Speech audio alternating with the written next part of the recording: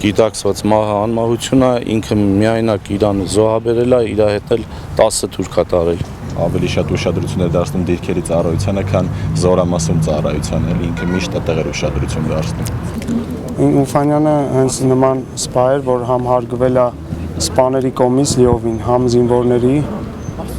բոլորի կողմից։ Փոքր ժամանակվանից բոլորից առանձնանում էր,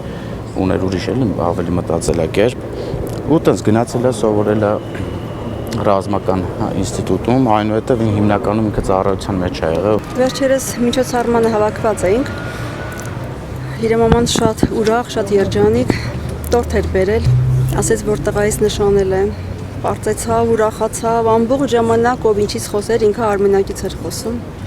Երազում էր ծառայել Հայաստանի Հանրապետությանը։ Դա իր մոտ կարծում եմ բոլորս էլ հասկանում ենք ավելի քան ստացվեց։